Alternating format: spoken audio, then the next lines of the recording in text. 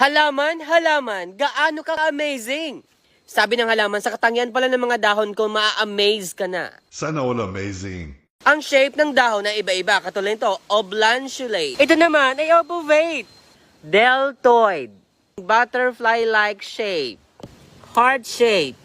Ito naman ay oblong, elliptical. Ito anong shape? Ito ilagay sa comment section. Ang iba't ibang hugis ng dahon ay may mahalagang ginagampanan sa buhay ng isang halaman katulad ng pagpapanatili ng sapat na level ng nutrients malapit sa mismong puno.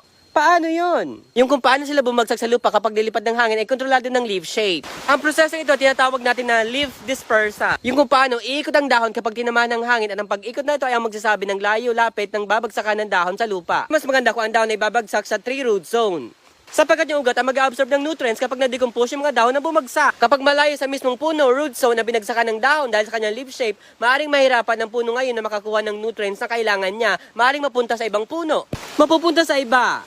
Hayang sakit, napunta sa iba. Iyon ang isa sa mga ginagampanan ng leaf shape sa buhay ng isang halaman. Pero tatandaan din, yung pagbagsak ay nakadepende rin sa intensity ng hangin. Siyempre, yung pagbagsak ay nakadepende rin sa kapal o nipis ng dahon. Kaya very interesting pag-aralan ng aerodynamics ng dahon. Nox aerodynamics. Sa aerodynamics, dito inaaral kung paano tinantamaan at umiikot ang hangin sa leaf surface.